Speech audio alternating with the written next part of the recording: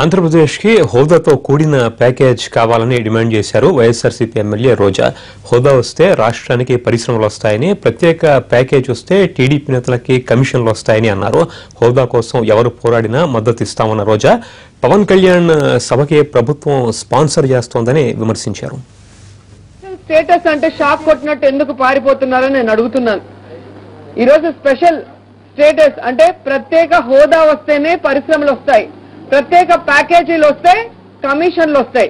కాబట్టి తెలుగుదేశం పార్టీ నాయకులు కమిషన్లు దండుకోవడానికి ప్రత్యేక ప్యాకేజీలు వస్తే చాలు అనుకుంటున్నారు. కానీ ఆ ప్రత్యేక హోదా వస్తేనే పరిశ్రమలు వస్తాయి, మరి ఉద్యోగ అవకాశాలు వస్తాయని తెలుసుకొని కూడా వారికి ఉపయోగం ఉండదు కాబట్టి పట్టించుకోలేదనేది సత్యం.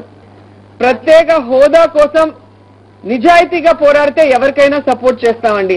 అంతేగాని పబ్లిసిటీ కోసమో లేదా ఎవరైతే ప్రత్యేక హోదా కోసం వైఎస్ఆర్సీపీ మొదటి నుంచి ఢిల్లీ నుంచి గల్లీ వరకు పోరాడింది, అన్ని యూనివర్సిటీలో కూడా దాని మీద అవగాహన సదస్సులు పెట్టి ఎంతో పోరాటం చేస్తుంటే ఆ యొక్క క్రెడిట్ ని కొట్టేయడానికి ఒకటో రెండో మీటింగ్లు ఈరోజు ప్రభుత్వం స్పాన్సర్ చేసి పెట్టించడం అనేది అందరికీ తెలిసిన విషయం.